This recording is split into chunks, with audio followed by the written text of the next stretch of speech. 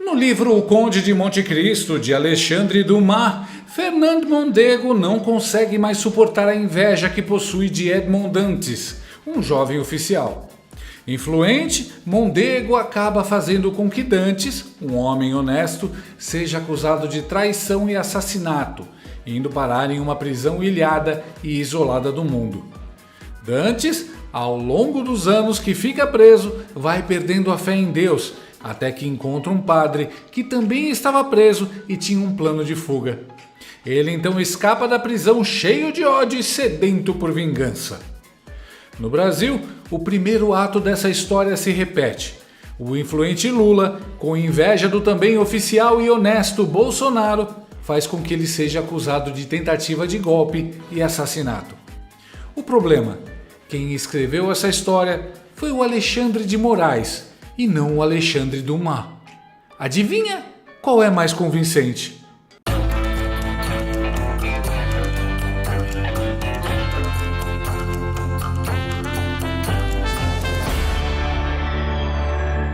Para a surpresa de zero pessoas, a Pocilga, Polícia Federal, um órgão a serviço do Lula, como bem disse o Dino, indiciou nessa quinta-feira Jair Bolsonaro, o general Braga Neto e outras 35 pessoas por suposta tentativa de golpe de Estado.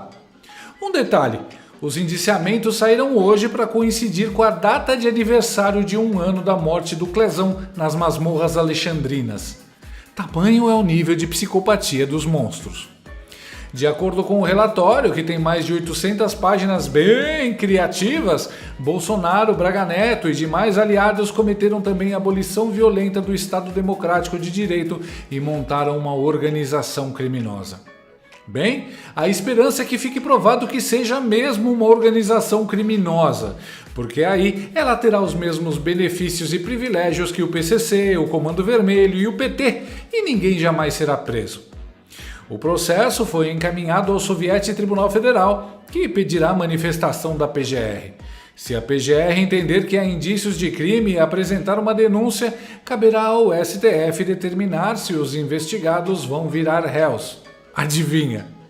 Conforme o relatório criativo da PF, os indiciados atuaram em 6 grupos: Núcleo de Desinformação e Ataques ao Sistema Eleitoral, Núcleo responsável por incitar militares a aderirem ao golpe de Estado, Núcleo Jurídico, Núcleo Operacional de Apoio às Ações Golpistas, Núcleo de Inteligência Paralela, Núcleo Operacional para Cumprimento de Medidas. Entre os 30 e tantos nomes indiciados estão, além de Biruliro e Braga Neto, gente como Ramagem, Anderson Torres, General Heleno, Felipe Martins, o padre José Eduardo de Oliveira e Silva, o que nos coloca na rota da Nicarágua, o argentino Fernando Cerimedo, que meteu medo no Xande quando fez aquela live mostrando os números esquisitos de certas urnas, lembra? O site do TSE até caiu, voltando depois sem vários dados que tinha antes. Deve ser só coincidência. E também teve o Paulo Figueiredo, jornalista exilado nos Estados Unidos. A reação do Paulo foi ótima. Acabei de ver nos jornais que meu nome consta na lista dos indiciados pela Polícia Federal. Sinto-me honrado. Aguardo ansiosamente os próximos acontecimentos. Soube pelos jornais que o ex-presidente Bolsonaro e eu fomos indiciados pela Polícia Federal do Brasil em um inquérito sobre uma suposta tentativa de golpe de Estado em 2022, que nunca ocorreu. O indiciamento inclui 37 pessoas, entre elas agentes públicos de alto escalão, militares, jornalistas e até um padre católico. A conduta criminosa que me é atribuída é a de reportar, com precisão, os acontecimentos envolvendo o alto comando do Exército Brasileiro.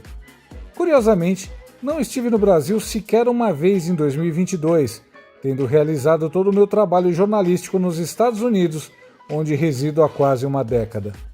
Devo dizer que me sinto honrado. Entendo esse indiciamento como parte de uma campanha de intimidação conduzida pela Gestapo de Alexandre de Moraes, que busca silenciar tanto a mim quanto o trabalho que venho realizando para conscientizar a sociedade e as autoridades americanas sobre a escalada ditatorial em curso no Brasil, que segue cada vez mais alinhado com a China. Deixo claro, não respondo a intimidações Tampouco recuarei no exercício das minhas liberdades dadas por Deus. Tenho inclusive plena confiança de que os Estados Unidos, sob uma nova administração que valoriza a liberdade, tratarão esses acontecimentos com a gravidade que merecem. É claro que tudo ainda vai piorar muito por aqui antes de melhorar, mas o Paulo deixou uma mensagem de esperança. Hoje, excepcionalmente, não teremos Paulo Figueiredo Show, porque eu estou em Washington, D.C., de novo. Eu sei que estamos passando por tempos difíceis, que vão piorar nas próximas semanas, mas é animador ver o tamanho da mudança planejada na política externa americana para o Brasil.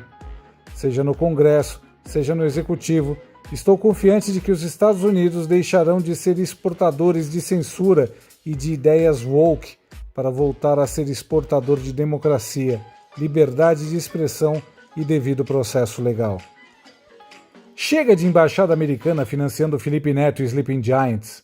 Chega de ONGs bancadas pelo contribuinte americano ajudando tribunais brasileiros com censura. Chega de figurões do governo americano dando suporte ao Alexandre e companhia. Chega de silêncio enquanto liberdades básicas, inclusive contra jornalistas, são violadas.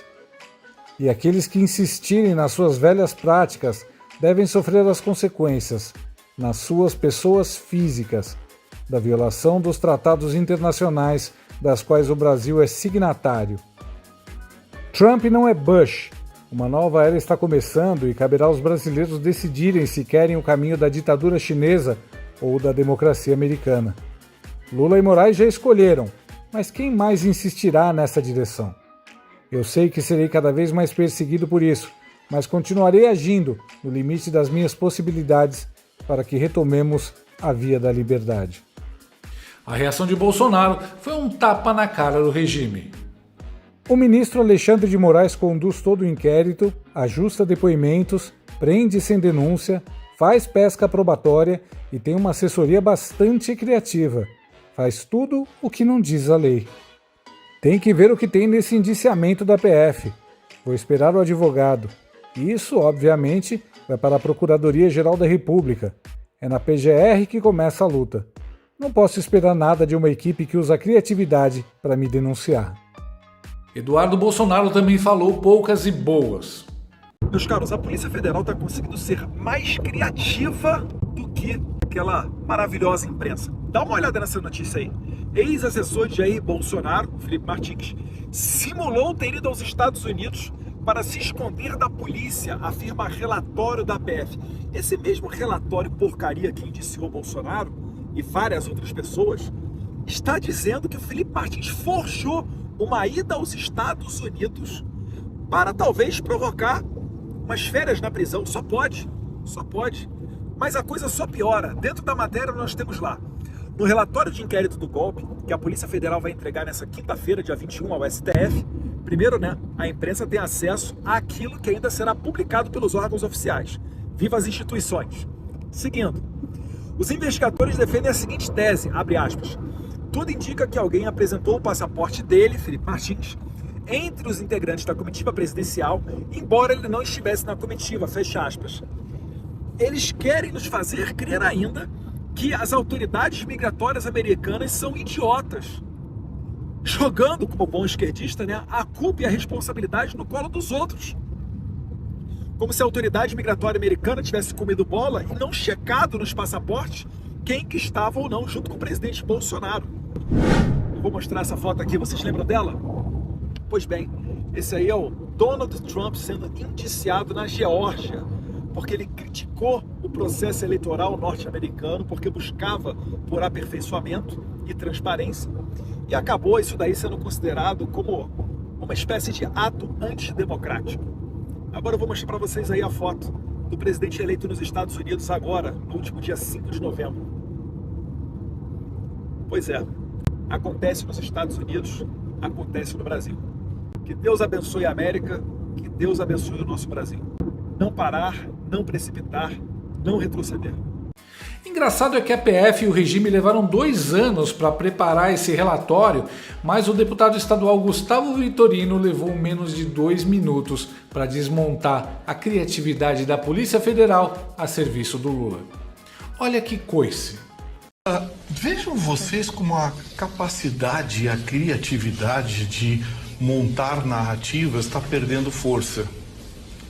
A coisa é tão absurda, tão ridícula, que é difícil acreditar que um poder da República, como o STF, divulgue uma coisa como essa. O Alexandre de Moraes deu transparência ao despacho dele. Ao despacho dele. Esse processo ninguém acessa. Ele deu transparência ao despacho dele. Então, assim, a coisa perdeu completamente o limite. A ideia de criar cortina de fumaça sobre a desandada do Brasil, a corrupção que tomou conta do país, a incompetência generalizada, a economia afundando, falta de medicamento, falta de recursos, vão ter que cortar despesa agora, vão cortar despesa da educação, da previdência social. O Brasil está afundando e eles precisam cortina de fumaça. Então isso passou a ser manchete. A criatividade vai tão longe que tudo que você vê no despacho da Polícia Federal é condicionado. Que estaria, que é possível que... São essas expressões que usam. O Mauro Cid está sendo chantageado. Que já disseram para ele, agora o STF vai rever e vai reanalisar a delação do Mauro Cid. O Mauro Cid hoje na saída disse, não falei nada disso. Encontro, claro que teve encontros. As pessoas se encontram. Mas qual é o crime de se encontrar? Mandou bem demais. Meu palpite, a quadrilha está doida para sequestrar o Bolsonaro, assim como Maduro faz com opositores dele, para ter o que negociar com a nova administração Trump. Bolsonaro e os outros indiciados são reféns a serem utilizados como escudo daqui para frente. E para quem acha que essa história do golpe está muito mal contada e ninguém vai acreditar, sim, pesquisas já haviam demonstrado que os brasileiros nunca acreditaram nessa história de golpe e mais, está todo mundo de saco cheio dessa narrativa. Só que eles não estão mais preocupados em que nós acreditemos. Eles saíram do modo patrola e entraram no modo desespero. Transformar investigações em espetáculo político e midiático é um truque típico dos governos autoritários. Enquanto opositores são perseguidos com narrativas frágeis, aliados do governo são descondenados. O que ameaça a democracia de verdade é a politização da justiça. Impossível olhar o que está acontecendo aqui e não se lembrar da Venezuela. A Suprema Corte da Venezuela virou um instrumento do governo Nicolás Maduro. É o que afirma um relatório da Comissão Internacional de Juristas, apresentado hoje ao Conselho de Direitos Humanos da ONU. A comissão reúne 60 profissionais de vários países. Segundo o relatório, a Suprema Corte da Venezuela cometeu um golpe de Estado contra a ordem constitucional, quando assumiu os poderes do Legislativo e transferiu competências jurídicas para o Poder Executivo. Maduro nega as acusações e diz que sempre agiu com o objetivo de restaurar a paz. Tentaram matar Bolsonaro, impediram-no de governar por 4 anos seguidos, libertaram um criminoso para que pudesse concorrer nas eleições, ajudaram o criminoso durante a campanha, destroem a Constituição na medida de suas conveniências, o único documento que jamais poderia ter interpretação diferente daquilo que está registrado, justamente para nos defender de oportunistas e, ainda mais, tentam criminalizar Bolsonaro para que não tenha a possibilidade de chegar à presidência. Mas, de todo jeito, com todo esse esforço, tudo parece muito mal pensado e mal amarrado. Me parece feito às pressas, como que querendo justificar os absurdos judiciais para a administração Trump a partir de 20 de janeiro. Isso se chama saída honrosa. Indiciam 37 pessoas para dar substância ao nada que produziram. Um processo de 800 páginas acusando de golpe quase 40 pessoas é o mesmo que nada. Esse material deveria ter no mínimo 10 mil páginas. Agora a PGR vai dar aquela enrolada e vamos ver como fica. A chegada próxima de Trump, com tudo o que eles sabem e podem divulgar e fazer, precipitou isso. O fato claro é que o ladrão venceu uma eleição manipulada, como todos sabemos. Não houve um impedimento, fogo de artifício, protesto, nada contra a posse dele que ocorreu normalmente.